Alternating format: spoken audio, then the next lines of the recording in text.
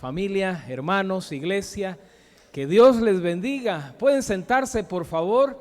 Que Dios bendiga sus vidas esta mañana de domingo. Qué precioso tiempo de cantos al Señor. Y hermanos, ¿qué más podemos hacer? A ver, ¿qué más podemos hacer en esta fiesta espiritual? Hemos venido para eso, para celebrar la gracia de nuestro Señor que nos ha acompañado en estos días. Él es, hermanos, quien nos ha guardado de accidentes, conscientes o no conscientes.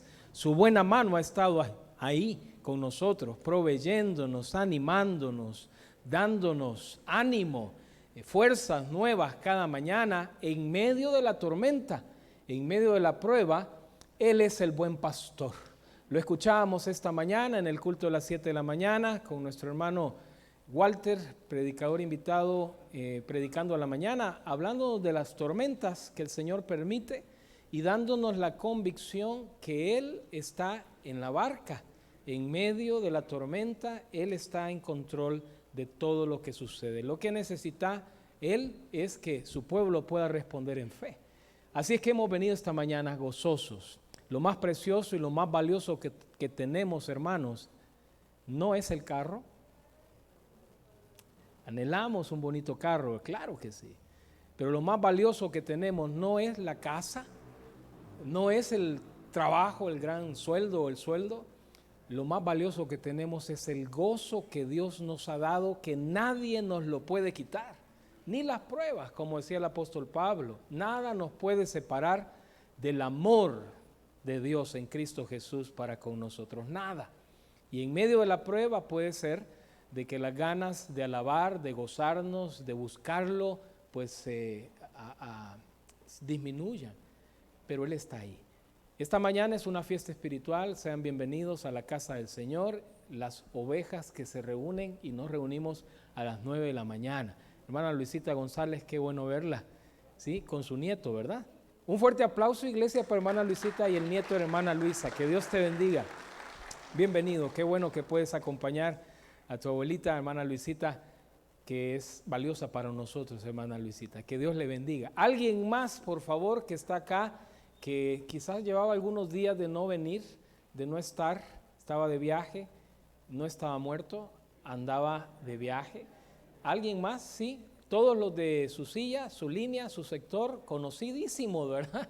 Conocidísimo. Bueno, nos gozamos esta mañana, bienvenidos hermanos. Qué bueno estar. Antes de ir a la palabra y a la mesa del Señor, el Señor nos ha convocado esta mañana a la mesa de Él, a su mesa. Queremos recordar algunas cosas importantes como iglesia. Cuando la familia se reúne siempre hay noticias, ¿verdad? Nos enteramos de todo, nos ponemos al día de algunas cosas que suceden. Y como familia espiritual, ustedes que vienen a las 9 de la mañana, queremos enterarnos de algunas cosas importantes. La primera de ellas tiene que ver con esta lámina para recordarnos que a las 9 de la mañana en el mes de septiembre, en los domingos del mes de septiembre, se está llevando a cabo el módulo para los y las hermanos que ya aceptaron a Jesús en su corazón, pero que todavía no se han bautizado. Puede ser que en este grupo de las 9 haya alguien acá que no se ha bautizado. El Señor le está hablando, es con usted, no se ha bautizado, sea obediente al Señor, dé ese paso de obediencia y cuéntele a la familia, cuéntele a los demás lo que Jesús ha hecho en su vida. Y este módulo nos ayuda a revisar algunos principios bíblicos, principios en la palabra, para poder pasar por las aguas del bautismo. Aquí en la iglesia, en las instalaciones de la iglesia, tenemos el bautisterio. Algunos se bautizaron ahí en los 80, en los 90, quizás usted se bautizó acá. Otros se han bautizado en otras iglesias, en el lago, en los ríos, no sé por dónde se bautizó usted, pero este grupo se va a bautizar acá en el bautisterio. Nos animábamos con el pastor a llevar al grupo a bautizarlo al lago de Ilopango, al centro de retiro de la misión centroamericana. A punto estuvimos de tomar la decisión, pero quizás el otro año, con el grupo que venga el otro año. Hubiera sido lindo, ¿no? Poder irnos allá a asar carne, chorizos asados, casamiento, chimolito, queso cuajada, ¿verdad? Y luego ver a los hermanos bautizándose. El próximo año quizás. Amén, iglesia, ¿se anima? ¿Sí? Nos subimos a los buses y nos vamos, ¿verdad? de retiro para los bautizados. Pero este año, entonces, tome nota, 9 de la mañana, es decir, que si alguien está acá que no se ha bautizado, tiene que hacer ajustes, irse allá al Bernabé a las 9 de la mañana y pasar por este curso, ¿verdad?, para bautizarse. Amén. Bueno, lo segundo es también que el Ministerio Marcos II, que está el hermano Edgar Durán acá presente, ¿verdad, hermano Edgar? Hermano Edgar, como lo dice esta lámina, el Ministerio Marcos II hace un esfuerzo para poder acompañar a los pastores, poder animar a los pastores en la visión de alcanzar a las personas que tienen alguna discapacidad, se le llama así, o ¿cómo dijiste, Miguelito, de las 7? Capacidades especiales, sí.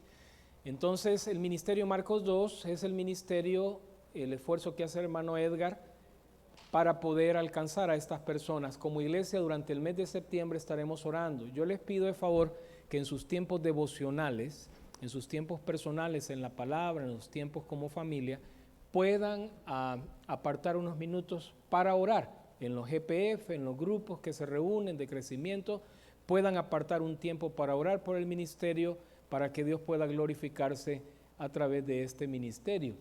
Yo pensé que estaba fuera del país, hermano Edgar.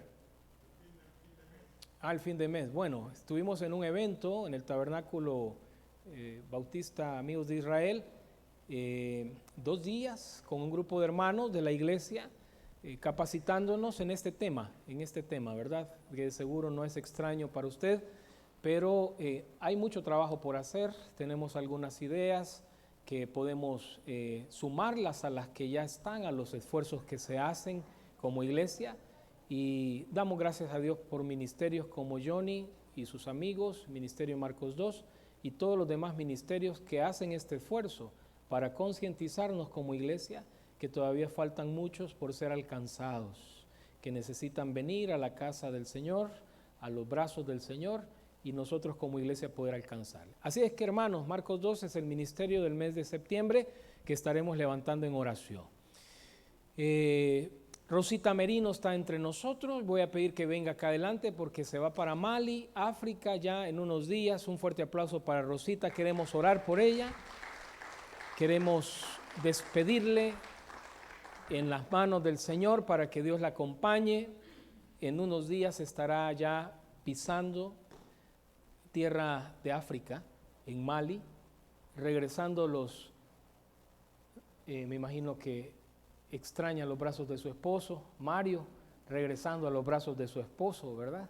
Y sus hijos y las hermanas, la iglesia que hemos visto en fotos, en videos de cómo alaban al Señor allá en Mali. Rosita, queremos este grupo de la iglesia despedirle, también lo vamos a hacer a las 11 de la mañana, queremos encomendarla en las manos del Señor.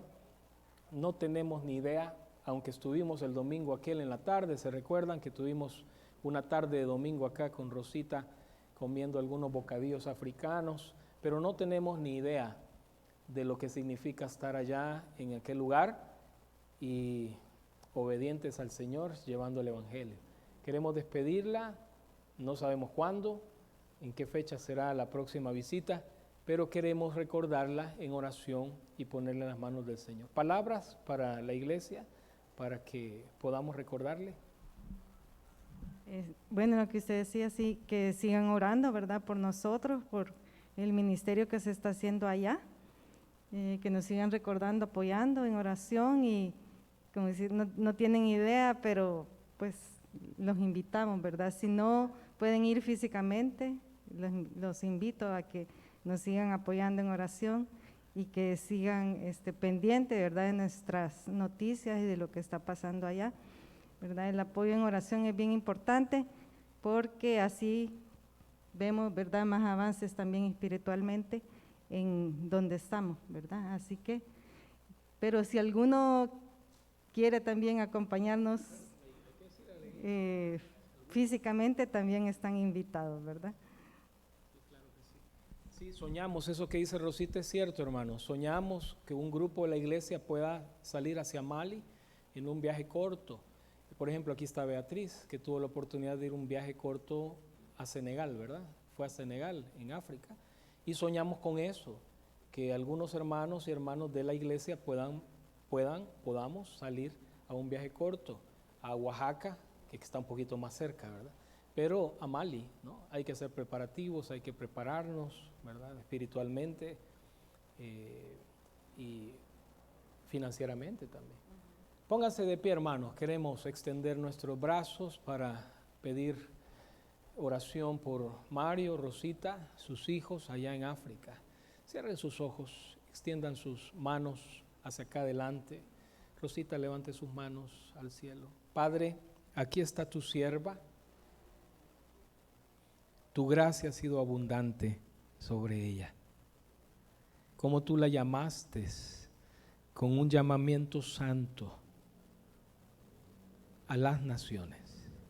Aquí en esta iglesia se consagró años atrás para rendir su profesión, una profesional, rindiendo su carrera, su vida,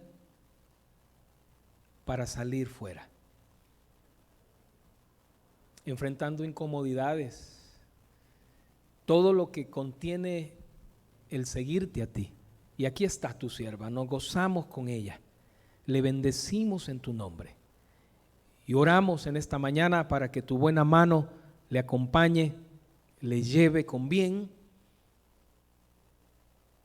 y que al estar con Mario en aquel lugar, tu gloria pueda resplandecer ahí. Señor, anímala, pon tu mano de sanidad sobre su cuerpo, dale una palabra fresca al regresar, al estar allá, y úsala con tu poder y con tu autoridad.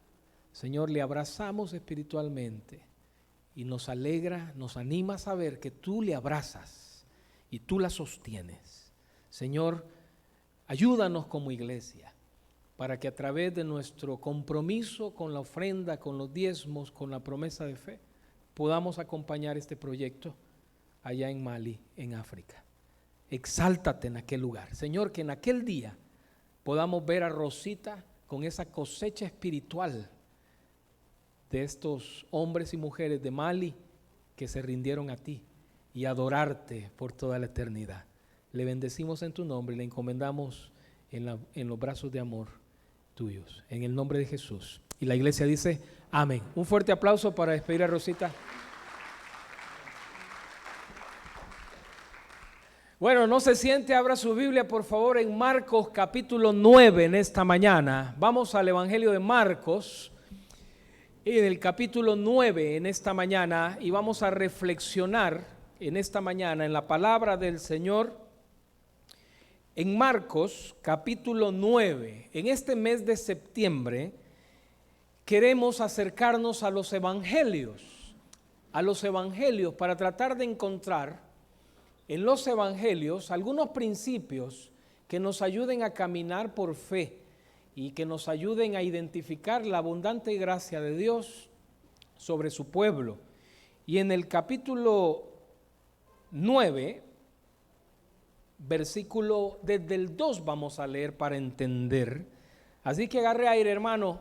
Capítulo 9, lo tiene, sí. Versículo 2 dice: 6 días después, Jesús tomó a Pedro, a Jacobo y a Juan y los llevó aparte solos a un monte alto y se transfiguró delante de ellos.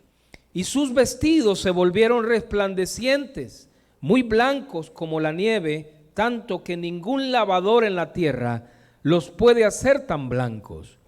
Y les apareció Elías con Moisés, que hablaban con Jesús. Entonces Pedro dijo a Jesús: Maestro, bueno es para nosotros que estemos aquí. ¿Lo decimos juntos? Bueno es para nosotros que estemos aquí. Y hagamos 3 enramadas, una para ti, otra para Moisés y otra para Elías. Porque no sabían lo que hablaba, pues estaban espantados. Entonces vino una nube que les hizo sombra, y desde la nube una voz que decía: Este es mi Hijo amado, a él oíd. Y luego, cuando miraron, no vieron más a nadie consigo, sino a Jesús solo. Y descendiendo ellos del monte, les mandó que a nadie dijesen lo que habían visto, sino cuando el Hijo del Hombre hubiese resucitado de los muertos. y guardaron la palabra entre sí, discutiendo qué sería aquello de resucitar de los muertos. Y le preguntaron diciendo: ¿por qué dicen los escribas que es necesario que Elías venga primero? Respondiendo él les dijo: Elías a la verdad vendrá primero y restaurará todas las cosas. Y como está escrito del Hijo del Hombre, que padezca mucho y sea tenido en nada. Pero os digo que Elías ya vino y le hicieron todo lo que quisieron, como estaba escrito de él. Cuando llegó a donde estaban los discípulos, vio una gran multitud alrededor de ellos y escribas que disputaban con ellos. Y enseguida toda la gente viéndole se asombró y corriendo a él le saludaron. Él, Jesús, les preguntó: ¿qué están disputando con ellos? Y respondiendo uno de la multitud le dijo: Maestro, traje a ti mi hijo, que tiene un espíritu mudo, el cual, donde quiera que le toma, le sacude, echa espumarajos y cruje los dientes y se va secando. Y dije a tus discípulos que lo echasen fuera, y lo leemos juntos, no pudieron. Respondiendo Jesús les dijo: oh generación incrédula, ¿hasta cuándo he de estar con vosotros? ¿Hasta cuándo os he de soportar? Traédmelo. Y se lo trajeron. Y cuando el espíritu vio a Jesús, sacudió con violencia al muchacho, quien cayendo en tierra se revolcaba echando espumarajos. Jesús preguntó al padre: ¿cuánto tiempo hace que le sucede esto? Y él le dijo: desde niño. Y muchas veces le echa en el fuego y en el agua para matarle. Pero si puedes hacer algo, ten misericordia de nosotros y ayúdanos. Jesús le dijo: si puedes creer, al que cree, todo le es posible. E inmediatamente el padre del muchacho clamó y dijo: creo, ayuda mi incredulidad. Y cuando Jesús vio que la multitud se agolpaba, reprendió al espíritu inmundo diciéndole: espíritu mudo y sordo, yo le mando, sal de él y no entres más en él. Entonces el espíritu, clamando y sacudiéndole con violencia, salió, y él quedó como muerto, de modo que muchos decían: está muerto. Pero Jesús, tomándole de la mano, le enderezó y se levantó. Cuando él entró en casa, sus discípulos le preguntaron aparte, lo leemos juntos, iglesia: ¿por qué nosotros no pudimos echarle fuera? Y Jesús les dijo: este género con nada puede salir sino con oración y ayuno. Padre, en esta mañana abrimos tu palabra en esta fiesta. Reflexionamos en ella. Te damos gracias, Señor, por tu palabra y oramos para que tu Espíritu nos ayude, que esta palabra pueda llegar a lo más profundo de nuestro corazón y que esta palabra, Señor, transforme nuestra vida y nos ayude a contemplar tu abundante gracia y a tener una respuesta de nuestro corazón. Señor, ayúdanos a no ser discípulos inútiles. Tú nos conoces y tú sabes el nivel de compromiso que tenemos hacia ti y hacia tu obra. Ayúdanos. En el nombre de Jesús oramos. Amén. Pueden sentarse, hermanos.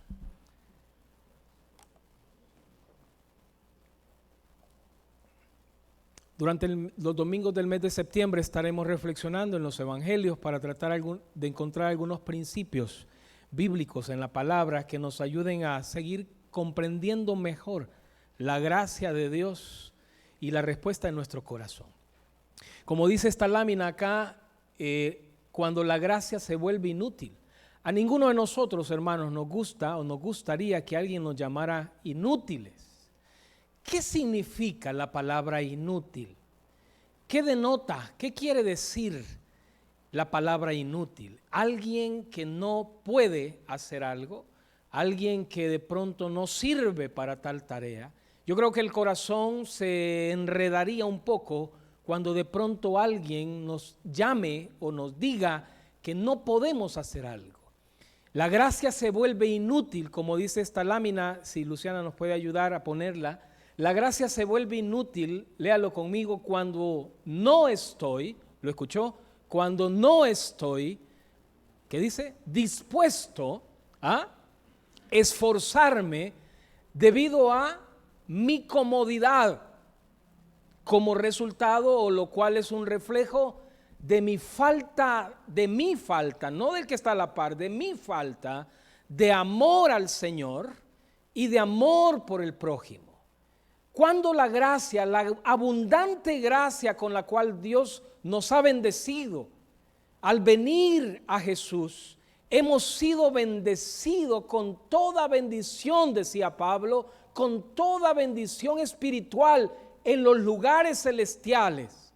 Antes de la fundación del mundo, Dios te conocía, Dios me conocía, Dios nos conocía y Él decidió amarnos. Y desde antes de la fundación del mundo, mi mente no logra comprender el gran amor, el abundante amor de mi Dios para conmigo. Y en esos lugares celestiales, Dios ha decidido bendecirme. Su gracia ha sido abundante en nuestra vida. Su presencia con nosotros, el Espíritu de Él con nosotros, su palabra, hermanos. ¿Cuántos pueblos no tienen la palabra del Señor traducida en sus lenguas? Dios nos ha bendecido con la palabra escrita, con la revelación final de Él para con nosotros. Y da un poco de tristeza, porque Dios nos ha bendecido de tantas maneras. Nos da vida, nos da salud. En medio aún de la enfermedad, su Espíritu nos consuela, nos anima. Y muchas veces nuestro corazón es rebelde a esa gracia.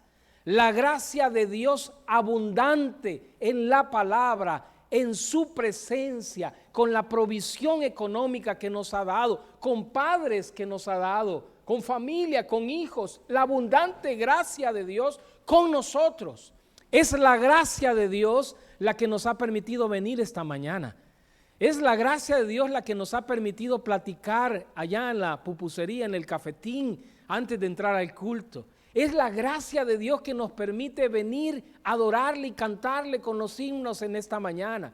Es la abundante gracia, pero esa gracia se vuelve inútil en el creyente cuando yo no estoy dispuesto a responder con compromiso, con entrega a la gracia que me salvó. Es cierto, he sido salvo por el Señor. Dios nos ha salvado. Dios en su misericordia puso sus ojos en nosotros y nos ha redimido. Hemos conocido el Evangelio, hemos conocido a Jesús. Quizás nacimos en hogares cristianos y desde pequeñitos aprendimos a ir a la iglesia, aprendimos a cantar himnos, aprendimos la palabra. Dios nos ha bendecido y Dios nos ha bendecido tanto que Él ha prometido completar esa obra en nosotros. ¿Cuál es mi responsabilidad? ¿Hay alguna responsabilidad mía? ¿Hay alguna responsabilidad del creyente ahora en la gracia? Les pregunto, ¿hay alguna responsabilidad o no tengo que hacer nada? No estoy hablando de salvarnos por obras. La Biblia es clara que la salvación es por gracia, es un regalo de Dios. Yo no puedo hacer nada para alcanzar la salvación de Dios. No puedo, no podíamos. Todos, por cuanto todos pecaron y estábamos separados de la gloria de Dios, dice la palabra. La gracia nos ha salvado gratuitamente. Pero ahora, ¿cuál es mi responsabilidad en esa gracia? ¿Es de quedarme con los brazos cruzados como un vegetal, vegetando en la vida cristiana sin acercarme a la palabra, sin hacer ningún esfuerzo, siendo un inútil? Y da tristeza, creo yo, hermanos.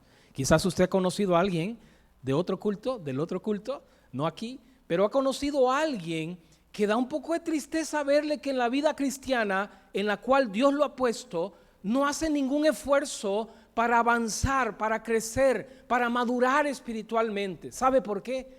Porque no está dispuesto a comprometerse con Dios.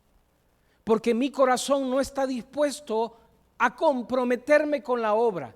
Porque de alguna manera yo estoy en una posición o me he colocado en una posición cómoda Y mire cuánta comodidad hay en el aire hoy, en el ambiente hoy, mucha comodidad. Parece ser de que el mundo, y así es el corazón del ser humano, nos encanta tratar de encontrar lo más cómodo posible. Y eso se ha filtrado aún en el reino de Dios, en la iglesia. La gente busca, ustedes no, pero la gente busca la iglesia más cómoda, donde tenga la total comodidad de parquearse.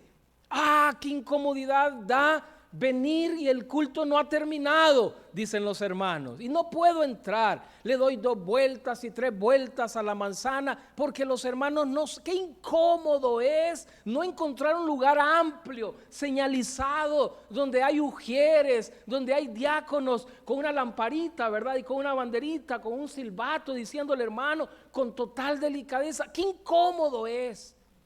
Y la gente allá afuera, no ustedes, no estoy hablando de ustedes, de nosotros, pero la gente allá afuera, parece ser que ahora, aún en el reino de Dios, nuestro corazón está tratando de buscar comodidad. Una iglesia donde las butacas sean cómodas, hermano. Qué incómodo, qué calientes son, qué cerquita están, qué pegaditas están, qué incómodo. Y la gente allá afuera, no ustedes, no yo, no ustedes, la gente afuera busca una iglesia cómoda. Porque parece ser entonces que la seducción del mundo es tratar de vivir la vida cristiana con cierta comodidad. Comodidad que no siempre la vamos a tener. Rosita está acá, hemos visto algunas fotos. Y quizás algunos que crecieron en el evangelio se recordarán que los templos evangélicos de antes parece ser que no ofrecían nada de comodidad. Nosotros tuvimos bancas en un cierto tiempo como iglesia. No sé en qué momento se compraron, si en el momento del pastorado del hermano René, no sé en qué hermano Luis, no sé, pero eran duras, hermano. En otros templos evangélicos de pueblos de allá al interior del país, de la capital, es incómodo. El punto acá es reflexionar. La gracia se vuelve inútil. La gracia, la abundante gracia de Dios se vuelve inútil cuando yo no estoy dispuesto a un compromiso en el reino. Cuando mi corazón opta mejor por la comodidad y seguir a Jesús. Como Miguel Alfredo predicaba a las 11 el domingo pasado y el pastor Freddy a las 9. Seguir a Jesús tiene un costo. Seguir a Jesús, servir en el reino. Cada uno de nosotros hemos recibido un llamamiento de Dios. No solo Rosita, que está en Malí, en África. Cada uno de nosotros somos obreros y obreras. Dios nos tiene en esa oficina. Dios nos tiene en esa empresa. Por años yo tuve la oportunidad de trabajar en los juzgados. Años. Dios nos tiene en lugares específicos como obreros. Cada uno de nosotros tenemos un llamamiento de Dios, hemos recibido un llamado de parte de Dios que en su gracia Dios nos ha dado. La gracia abundante de Dios que nos ha bendecido se vuelve inútil, se vuelve inoperante en nuestra vida cuando yo no estoy dispuesto al compromiso con el reino, no con el pastor, no con una iglesia estructurada, con una organización, con el Señor, con un compromiso al Señor. ¿Por qué? Bueno, hay que revisar el amor a Dios. Tiene un fondo el asunto, tiene una cosa de fondo que tiene que ver con la fe. Y si alguien tiene fe ferviente por el Señor, ama al Señor, hermano. Mire, usted no necesita estarle rogando que sirva en un ministerio, no necesita estarle recordando que lea su Biblia. La lee porque ama, sirve porque ama. La incomodidad que enfrente, que la silla es bien caliente, que están bien cerquitas, que mucho calor, que qué bonito fuera con aire, que qué bonito fuera el parqueo. Sirve, lee, camina, porque ama a su Señor, ama el reino. La gracia se vuelve inoperante en nuestra vida por nuestra falta de compromiso al reino. Marcos 9 nos habla de un pasaje donde Jesús le va a decir a sus discípulos inútiles.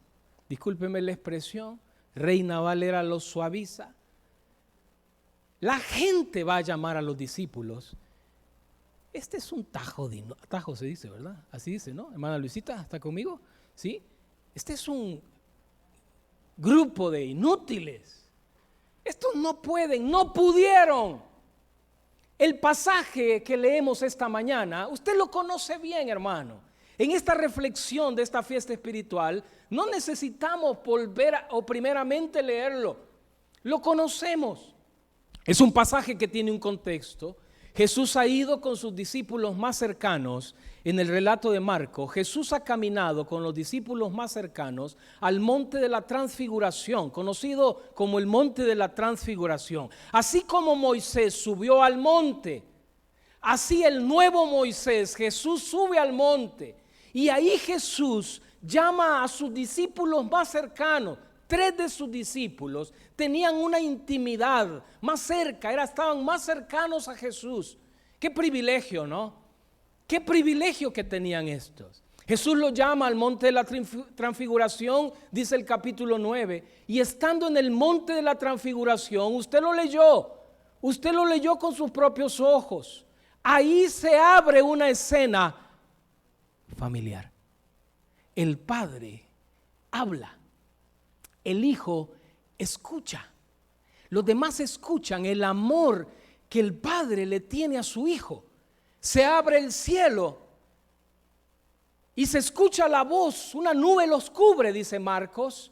Una nube llega donde ellos, se abre la voz que dice: este es mi Hijo, que me produce contentamiento, me agrado, lo amo. Afirma a Dios Padre el amor para con Jesús. ¿Sabe? Qué interesante, porque los evangelios colocan este episodio en un momento crucial en la vida de Jesús. Hermano, los médicos le han dicho que usted padece de una enfermedad terminal. Y ante esa noticia, ya sea que le quiten el empleo, hermano, que le quiten el empleo, eso es una crisis. Se viene abajo un montón de cosas. Comienza a pensar usted en un montón de reajustes. La salud con la cual gozábamos y cualquier otro bien preciado en esta tierra, es terrible la noticia. Y ante esa noticia, usted estaría anhelando que alguien se ponga a la par de usted y le diga: no te preocupes, yo meto el pecho por vos. Yo meto mis manos por vos. No te preocupes, aquí estoy contigo. Tú eres un buen empleado. Quizás en recursos humanos le han tildado o lo han etiquetado de un mal empleado. Se roba el papel higiénico del baño, se clava los focos del baño, le han armado un chisme, pero alguien de pronto le dice: no te preocupes, yo sé quién eres tú eres un buen empleado. Y la familia quizás acuerpándonos en los momentos de crisis, hermano, porque cuando las luces se apagan y todos se van, es la familia la que queda. Y la familia acuerpándolo, diciéndole: no te preocupes, aquí estamos contigo. Conocemos quién eres, sabemos quién eres. Aquí estamos contigo, nosotros estamos para apoyarte. Se abre el cielo y el Padre le dice al Hijo: este es mi Hijo. En un momento en el cual, usted lo puede leer en los evangelios, en un momento en el que el ministerio de Jesús tiene un punto de quiebre. El ministerio de Jesús en este momento está en un momento crucial, en un punto de no retorno. Jesús va a Jerusalén. Jesús ha comenzado a dar pasos más comprometidos en su ministerio. Si había un punto en el cual Jesús hubiera podido echarse atrás, era ese momento. Pero parece ser que Jesús no lo hace. Jesús sabe, Él dice, afirmó su rostro, dicen los evangelios. ¿Se escuchó? Afirmó su rostro, ¿se entiende? Es decir, decidió. ¿Cómo se llama eso, hermano? Lo que a usted y a mí nos falta: compromiso con la obra, compromiso con Jesús. No estoy hablando compromiso con la iglesia, pues haga a un lado la institución, la organización, la estructura. ¿Cómo está mi compromiso? Si la estructura se cae, la pandemia cerró la estructura. ¿Cómo está mi compromiso con Jesús, con el evangelio, con el llamado, con la gracia que me ha salvado? Jesús estaba en un momento crucial. Pero en ese momento crucial donde usted necesita a alguien que le dé aliento, la voz del Padre se oye en una escena familiar. Ahí está el Espíritu Santo, ahí está el Padre y ahí está el Hijo. Y el Padre afirma su amor para con el Hijo y le dice: este es mi Hijo, a Él escúchenlo. Hermano, qué palabras de aliento. Como cualquiera de nosotros necesitaría urgentemente que alguien le diga: no, hombre, dale, seguí adelante, aquí estoy yo, mira, yo voy empujándote, aquí atrás de vos voy. Y en esa escena del contexto donde Jesús le va a llamar inútiles a los discípulos y la gente le va a llamar inútiles a los discípulos, en ese contexto están 3 de los discípulos con Jesús en el monte, totalmente desubicados, hermano. Es más, Marcos dice en su evangelio que estos no sabían lo que hablaban. Porque había una voz, siempre hay una voz, ¿verdad? El del sindicato, ¿verdad? Habla vos, hombre, dale vos, siempre hay una voz. Y había uno de los discípulos que tenía la voz, ¿cómo le llaman? La voz cantante, ¿verdad? La voz principal, era el vocalista. No sabía lo que hablaba. Mire, esta es una señal para nosotros que estamos en un proceso de transformación espiritual y cuando vemos hacia atrás decimos: santo Dios, no sabía lo que hablaba, hombre. Cantando yo el domingo que tú eres mi mayor anhelo y cantando el domingo que te amo, Señor, y no quiero volver atrás. Y uno ve su vida y dice: no sabía lo que hablaba. Y la señal de estos discípulos para nosotros es: estamos en un proceso de transformación. Y en medio de esa desubicación que ellos tenían, ellos regresan al valle. Ellos, los que estaban con Jesús, querían quedarse en el monte, lejos, alejados de la realidad, en el valle. Y mire, yo le decía a los hermanos, creo que en consistorio fue, ¿verdad? Reflexionaba sobre este pasaje y le decía: mire, este es un principio para nosotros como servidores. ¿No será que somos servidores del monte? Del balcón, pues, cómodos, hermano. No me importa la realidad de otros. Ahí están estos queriendo hacer una champa. Ay, qué bonito estamos acá, ¿verdad? Aire acondicionado, bien chévere, ya no metamos a nadie. Mejor que se salgan. Aquí estamos bien nosotros. Chusma. Cómodos, lejos de la realidad del valle. En el valle, cuando Jesús baja con sus discípulos, hay una realidad, hay un conflicto, hay problemas, donde se requiere gracia que Dios nos ha dado para poder ayudar, para poder acompañar, para poder abrazar, para poder actuar en fe y decir: ¿qué hacemos? Pues oremos, por lo menos oremos. Porque casi siempre es nuestro grito de batalla del creyente: voy a orar por usted. No oramos, hermano, mentira. No oramos. Ay, voy a orar. Estoy orando. Y en estos grupos de WhatsApp muchas veces da un poco de risa, ¿no? Y de tristeza, ¿no? Hasta ahora ya no pronunciamos palabras para decir estoy orando, las manitas, ¿verdad? Un icono. Es mentira, hermano. ¿Será realidad que por lo menos tener el compromiso de decir: hay problemas en el valle, allá en la llanura hay problemas, hay un problema en el valle? Pero los discípulos querían quedarse lejos. La gracia que Dios había, hermanos, el privilegio, póngale queso, póngale coco, el privilegio que estos tenían era un tremendo privilegio.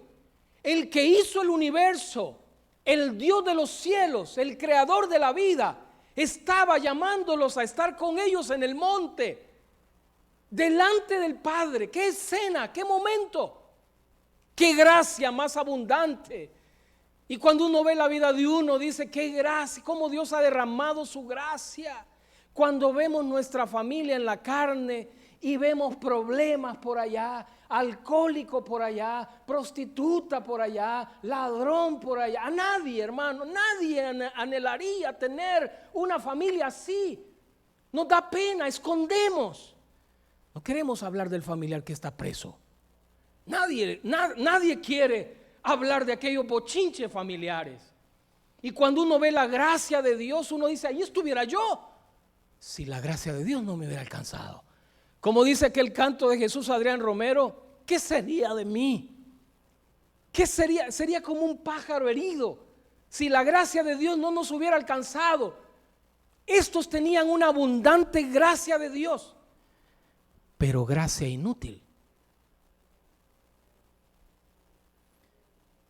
Estaban en el monte, lejos de la realidad del valle. Cuando Jesús baja del monte, usted lo leyó en la historia, Jesús se encuentra con un conflicto. Marcos 9. Hay un problema. Un hombre ha traído a sus discípulos. ¿Cuántos habían quedado en el valle? A ver, estamos. Si 3 estaban matemáticas, actuando, matemáticas, 3 estaban en el monte, 9. Ahí estaba Judas todavía, ¿verdad? Sí. 9 habían quedado en el valle. Y el relato bíblico nos dice en Marcos que cuando Jesús llega al valle, a la llanura, se encuentra con que un hombre que tiene un hijo, póngale queso a esto, porque parece ser que hay un contraste de escena familiar. En el monte ha habido una escena familiar donde el padre ha afirmado el amor que tiene por su hijo y su hijo ha oído, ha escuchado la voz del padre diciéndole, este es mi hijo, a él amo, te amo hijo. Pero la escena del valle es una escena familiar donde hay un padre que tiene un hijo al cual no puede hablarle. El hijo no puede escuchar la voz de su padre diciéndole te amo, porque ese hijo, como Marcos va a decir, es lunático. La palabra que se ocupa en el Evangelio es una palabra que significa jugado por la luna o tocado por la luna. De pronto, quizás usted ha escuchado que de pronto en el lenguaje popular de la Vox Populi, uno dice, este lunático vos. No, hombre, yo tuve un compañero en el colegio que este chavo era lunático, ¿verdad? Bueno, no sé, aquí hay médicos, aquí está el hermano José Luis, hay médicos que de pronto, Lucas quizás podría ampliar, ¿no? Detalle, ¿qué pasaba? ¿Autismo? ¿Verdad? ¿Alguna enfermedad? Jesús y en los evangelios lo identifican como que el enemigo directamente ha actuado sobre él. Pero lo cierto es, no pierda de vista, que el relato bíblico en esta reflexión nos pone en un contraste familiar. El hijo no puede ser afirmado por su padre porque padece de algo. El padre no puede abrazarlo.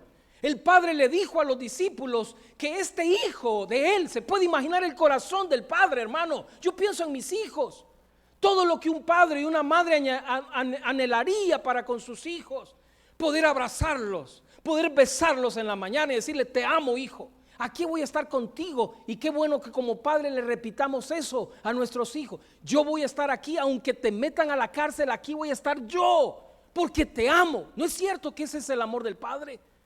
Querer besarlos en la frente y decirle hijo mira qué orgulloso estoy, aunque saque malas notas hermano. Porque no a todos Dios les da la capacidad, pero el amor sobrepasa eso. Y este padre no puede abrazar a su hijo. Este padre sufre, este padre tiene una herida en su corazón. El pasaje nos coloca sin querer rebuscarnos en una escena familiar donde hay un conflicto. Detrás del padre había una familia y muy probablemente había una esposa, una madre, habían hermanos y ahí está. Lo que padecía este jovencito, este muchacho, no permitía abrazarle, no permitía afirmar el amor. No podía escuchar como Jesús acaba de escuchar la voz de su padre. Él no podía escuchar la voz de su padre diciéndole te amo hijo. Y el conflicto que enfrenta en el valle, en ese conflicto, Jesús va a expresar palabras muy duras, hermanos, que hay que subrayarlas en nuestra Biblia. Hay que ponerlas en el espejo, donde cada mañana nos levantamos, nos lavamos los dientes quizás. Amén o no amén. Nos peinamos y que podamos leer las palabras de Jesús. ¿Hasta cuándo voy a soportarte, Carlos? Santo Dios. Nadie se quiere levantar con palabras así.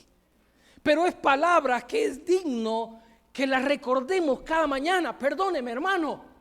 No importa la edad que tengamos, no importa el camino que hayamos transitado con Jesús, son palabras que el Evangelio me las recuerda cotidianamente, que yo necesito, como el salmista le decía, alma mía, bendice al Señor. Como Pedro le decía a sus discípulos, estas cosas se las voy a repetir y se las voy a volver a repetir y se las voy a volver a repetir.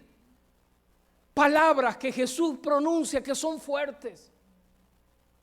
¿Hasta cuándo voy a soportarlos?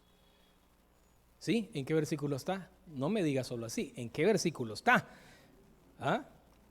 19. Respondiendo Jesús les dijo: oh generación incrédula, ¿hasta cuándo he de estar con vosotros? ¿Hasta cuándo os he de soportar? Palabras fuertes. No solo las palabras de Jesús eran fuertes, la palabra de la muchedumbre era fuerte para con los discípulos.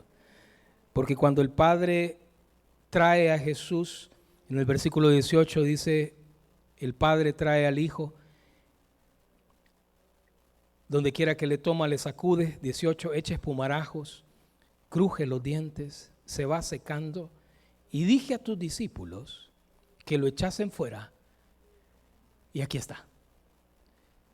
Gracia inoperante. ¿De qué sirve la abundante gracia que Dios nos ha dado si somos inútiles? Por eso Pablo le decía a Timoteo: tú, hijo mío, esfuérzate. Así le decía, ¿verdad? Pablo a Timoteo. ¿Sí? Tú, hijo mío, esfuérzate en la gracia como buen soldado, que no se enreda, como el labrador, como el atleta. Esfuérzate. La gracia abundante que Dios me ha dado a mí y le ha dado a usted se vuelve inútil cuando yo no estoy dispuesto a comprometerme más allá de mi comodidad. ¿Y de qué sirve una iglesia cómoda? Pues, hermanos, ¿de qué sirven servidores cómodos? Pues, hermanos, ¿de qué sirve? Es inoperante esa iglesia. Es una iglesia que no está dispuesta a comprometerse en el reino. El Padre le dice a Jesús: lo traje a tus discípulos. Y disculpa, Jesús, son inútiles. No le dijo así, pero entre líneas se lee. Y Jesús entonces le dice: miren, ¿y qué puedo hacer? Jesús sabía que era poco el tiempo que estaba con ellos. Y esto no da a pensar y dice: bueno, ¿en qué momento Jesús, que Jesús, 100% Dios, 100% hombre, ¿en qué momento Jesús no habrá pensado y al ver a los 12 ahí, ¿verdad? En el río, bañándose, chulones, porque bañaban chulones ahí, chisteando, comiendo con ellos? Sí, porque Jesús era humano también, ¿verdad? Y yo digo, ¿en qué momento Jesús de pronto no ha de haber pensado al verlos? Santo Dios, Padre, en estos está.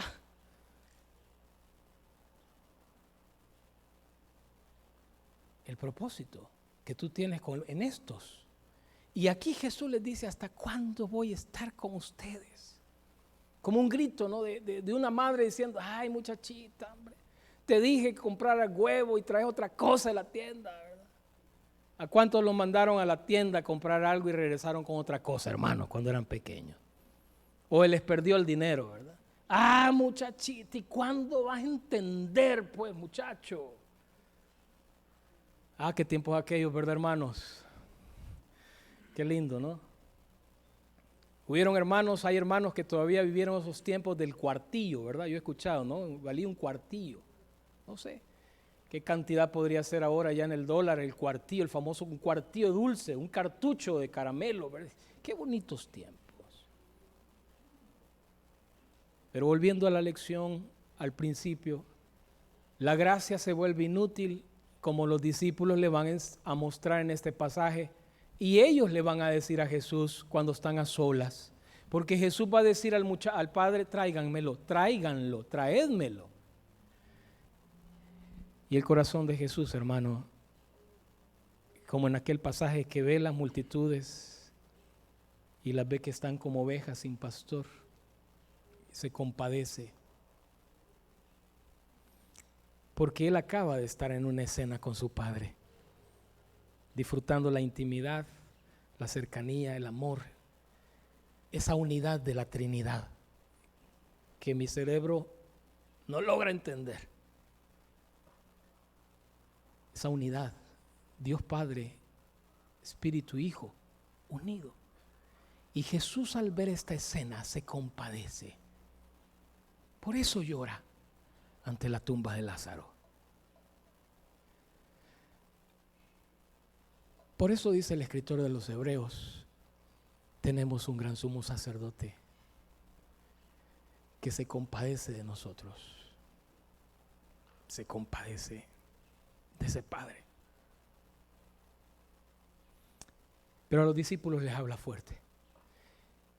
Y es que el amor no es alcahueto, hermanos. No confunda. Los abuelos suelen confundir amor con alcahuetería.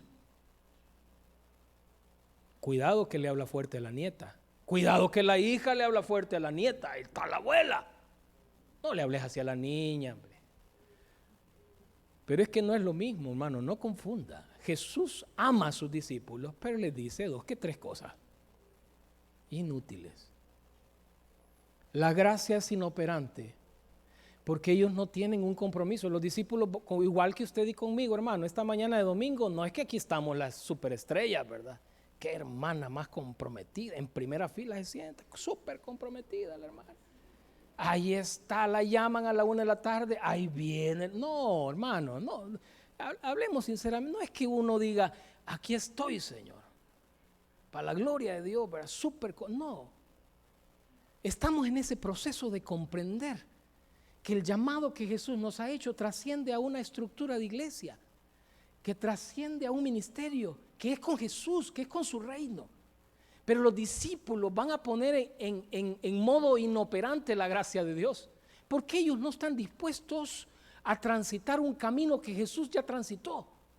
Y el camino que Jesús ha transitado es el camino que ha subido al monte. ¿Y subió al monte a qué? No les escucho. ¿A qué ha subido Jesús al monte? A estar con su Padre en comunión. Y ha bajado del monte, ¿a qué? A servir. Ese camino no lo queremos transitar nosotros. Y muchas veces transitamos un camino a medias. Nos gusta bajar y servir, pero no subir al monte donde hay que pagar un precio de humillación, de renuncia, de búsqueda, de comunión, de intimidad con la palabra, de ajustes en su vida, escuchando la voz del Padre, que muchas veces no nos dice, Carlitos, ¿cómo te amo? Carlitos, arregla esto. Escuchando la voz del Padre diciendo, hablándonos. Y ese camino los discípulos no lo quieren transitar. Ese camino que Jesús ha hecho de subir a la comunión con su Padre y bajar dispuesto a la incomodidad, dispuesto al compromiso, pues no tenía horas para dormir, dicen los evangelios, porque la gente se agolpaba al punto que tenía que intencionadamente decirle a los discípulos, miren, apartémonos un rato. Pero Jesús lo interrumpía a la gente. Se sentó en el pozo cansado, una mujer lo interrumpe. ¿Cómo se llama eso, iglesia? Compromiso con la obra de Dios. Y ese camino de comunión con Dios y compromiso con Dios para bajar al valle, no lo tenemos. Por eso Jesús, ante la pregunta de los discípulos, les dice, Señor, yo hubiera estado ahí, hermano, yo no hubiera preguntado, hubiera estado apenadísimo.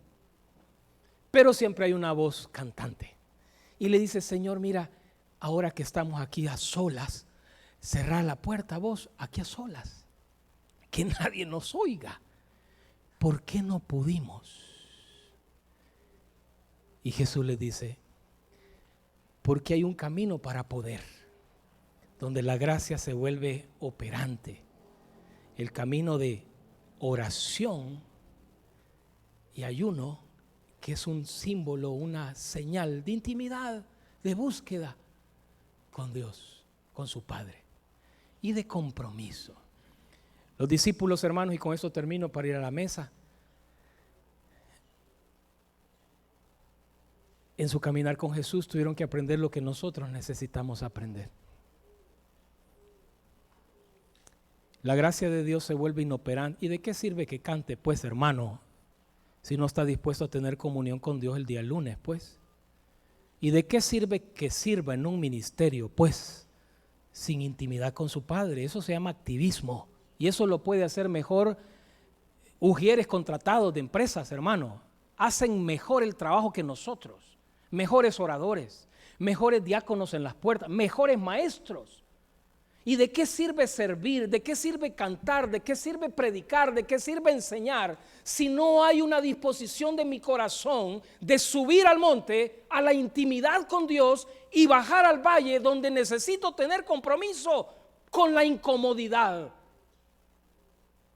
¿Cuántas veces los discípulos no espantaban la gente de Jesús? Cállense, déjenlo. ¿Y qué les dice? Déjenlos que vengan, hombre. ¿Y qué te parece, Señor? Si en esta ciudad que no nos han recibido, ¿se acuerdan el pasaje? No nos recibieron en esta ciudad. ¿Y qué te parece, Señor? Si oramos para que descienda fuego del... Porque era incómodo para ellos, hermanos. Y ante la incomodidad de Dios, no. Y que mejor que ya no esté, hombre. ¿Por qué? Porque no estoy dispuesto a subir al monte y a enfrentar lo que sucede en el valle, hermano. Lo que sucede en el valle son incomodidades. Que la hermana me vio mal, que mire que el papel no ha puesto en el baño, que qué barbaridad esto, y mire qué horario, y mire qué... Incomodidades. La gracia se vuelve inoperante en mi vida, como en la de los discípulos. Se volvió inútil la gracia. ¿Y de qué les sirvió estar en el monte a estos? Pues del balcón. Algunos eran del monte y otros del valle. Los dos eran inútiles. Como ahora no se ha puesto de moda esos teólogos, pensadores. ¿Y de qué sirve tanta teología profunda? Lejos de la realidad de la gente, de la necesidad del abrazo de la gente que sufre. Estuvimos esta semana en una capacitación de Johnny y sus amigos donde nos abrían los ojos ante la necesidad de la población discapacitada. ¿Y de qué sirve entonces tanta reflexión? ¿Y de qué sirve venir puntual al culto? Pues soy, podría decir, del monte, de los del monte, ¿verdad? Aquí quedémonos, Señor, súper cómodos. Uy, que nadie más venga, aquí estamos bien. Inútiles. Y los del valle eran inútiles también, hermanos. Estos sí estaban con la gente, pero no estaban presentes. No estaban cercanos, estaban presentes, como alguien lo dijo. Ahí estaban en medio de la gente, escuchando, ¿verdad? No, es que hagan esto, es que úntenle esta crema, es que esto, y ahí estaban, ¿verdad? Y muchas veces uno también está ahí, ¿verdad? Presente pero distante, no está. Inútil, pues. La gracia se vuelve inútil cuando yo no estoy dispuesto a tener compromiso con el reino. Y compromiso se traduce subir y bajar. Y eso solamente nos puede dar el Espíritu de Dios, hermano. Nadie aquí, el primero, el que habla en la fila, nadie acá tenemos la capacidad para hacerlo. Ninguno. Por más compromiso que podamos mostrar en el culto, decirle, Señor, ¿cómo me hablaste hoy, Señor? ¿Qué palabra? No puedo, yo no puedo, hermano. Usted no puede, somos carne, no podemos. Solo el Señor, si mete su mano puede hacernos y volvernos gente comprometida con el reino. Solo Él puede hacer. Mi responsabilidad es decirle, Señor, aquí estoy. Por lo menos estos le dijeron, dinos en qué hemos fallado.